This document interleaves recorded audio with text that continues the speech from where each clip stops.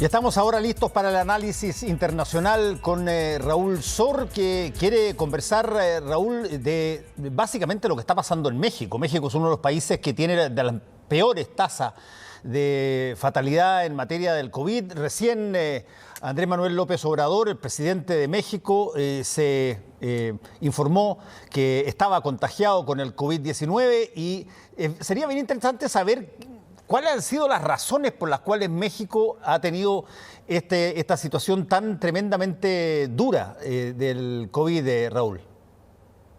Hola, sí, hola Fernando.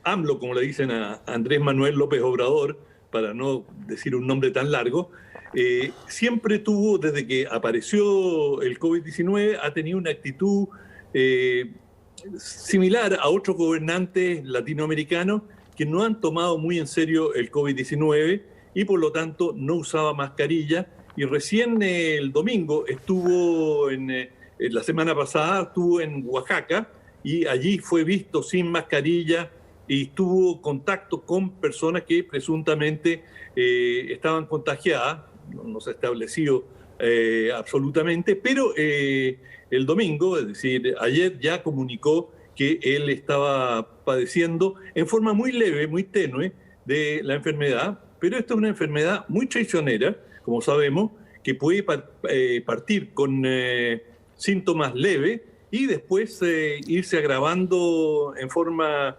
progresiva. Y además AMLO tiene una serie de condiciones subyacentes y una quizás la más importante, que ha sido señalada como particularmente peligrosa para quienes lleguen a padecer de COVID-19, que es hipertensión. También la diabetes, pero él padece específicamente de hipertensión y él ya tuvo un infarto en 1963, de manera que él está en una situación vulnerable. Y hay que decir que, en particular, en México, el presidente es una figura absolutamente central. Todo gira alrededor del presidente. Es una figura, mientras tiene su sexenio, que no tiene reelección, él es un verdadero emperador.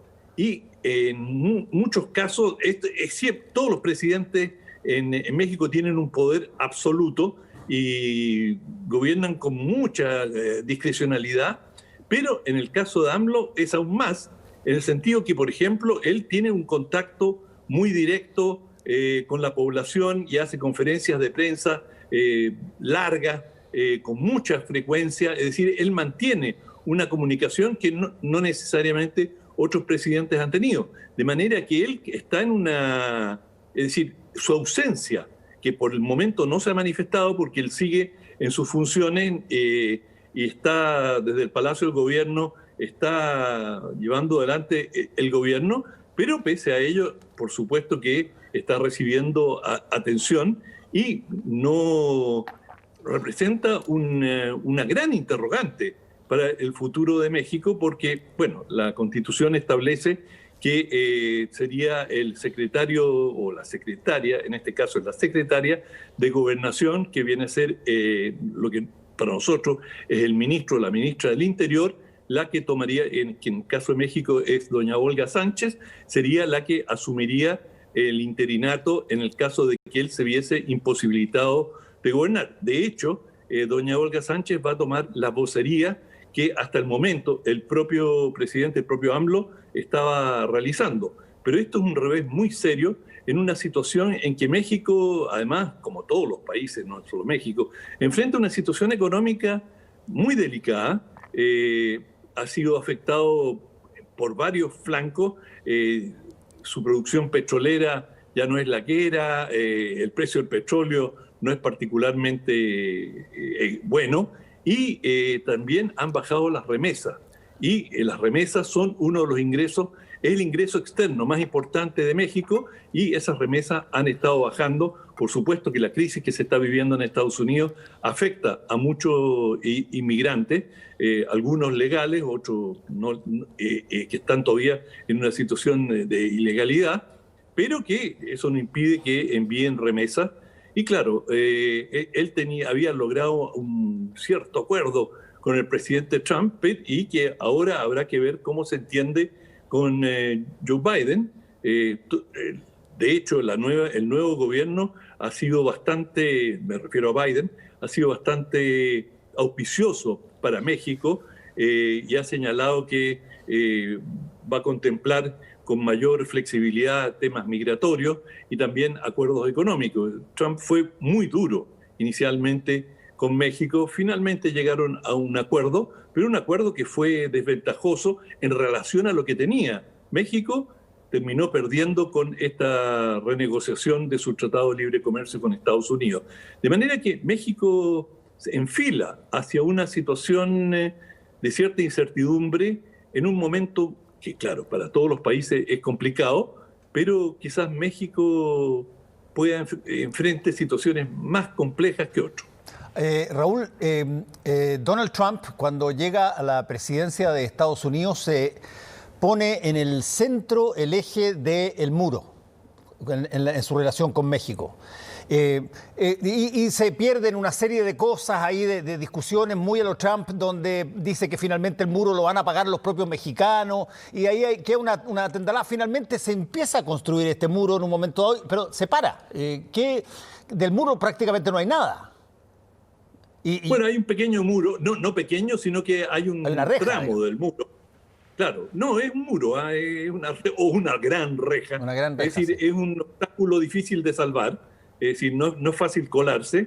Y, digamos, el muro era como algo más bien simbólico, porque el grueso de la vigilancia fronteriza la hacen a través de medios electrónicos, tienen una red de sensores que detectan con bastante precisión el paso de inmigrantes y, bueno, había la eficacia de la policía y de las fuerzas fronterizas en las fuerzas de inmigración, en la contención del paso de inmigrantes había sido bastante eficaz. Pero lo más importante en esto es la situación económica. Es decir, si la situación económica decae, la inmigración para. La inmigración tiene razones objetivas.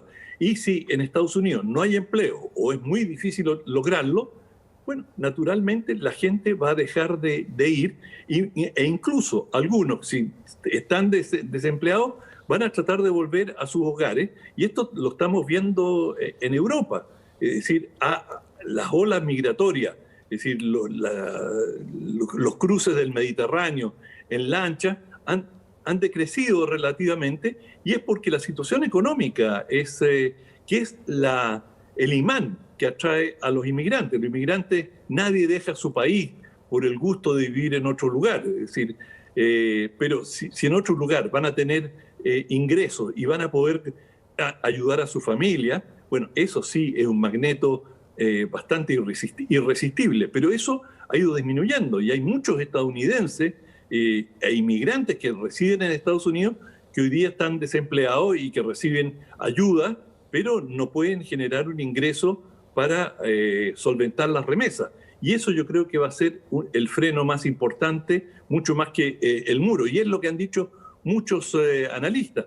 El muro es tratar de tapar el sol con un dedo, porque la manera de tratar de contener la migración es generando más empleo en Centroamérica, y Joe Biden ya ha anunciado que tiene un programa de $4.000 millones precisamente para tratar de contener la migración a través de la generación de empleo, que es la solución que se ha venido proponiendo desde hace mucho tiempo y que parte de esto se ha realizado, salvo que Trump aprovechó el tema migratorio para hacer de eso un punto de campaña y golpear el escritorio y decir, yo voy a construir un muro y acá no van a entrar más violadores, no van a entrar más ladrones, sinvergüenza, como en algún momento se refirió a los inmigrantes. Y eso le dio un rédito político muy importante, pero no es particularmente eficaz para resolver el problema de la inmigración, que además en algunos rubros Estados Unidos requiere mano de obra, no en este momento particular, pero en otros momentos sí lo ha requerido. Pues por supuesto, yo viví en el estado de Texas durante 5 años estudiando allá, y básicamente un porcentaje enorme del sur del estado de Texas dependía de básicamente la mano de obra de campesinos que llegaban de México y tenían fechas en las cuales salían para volver a México a su familia y tenían que esperar los días en que cambiaban las guardias en la frontera para pasar de vuelta adentro a volver a sus trabajos. Y eso era una cosa habitual y era un tremendo sostén a la producción, particularmente agrícola y ganadera en el estado. Y me imagino que en otros estados fronterizos también. Claro que sí, tenemos esta figura legendaria, César Chávez, que era el gran dirigente en California de los trabajadores agrícolas, en California y en Texas. La agricultura, en algunos estados más del 40% de la mano de obra son inmigrantes latinos. Y esa agricultura no podría funcionar, como tampoco en algunos países europeos, que en ciertas temporadas se llena de inmigrantes que, como tú bien señalas, después vuelven a sus países, pero van a trabajar durante 3 meses. Como el ingreso es alto, les sale absolutamente a cuenta y no tienen necesariamente deseo de permanecer allá. Sí. Gracias, Raúl. Nos vemos mañana. Que te vaya bien. Súper. Chao. Chao. Volvemos en un ratito con Ojo Con.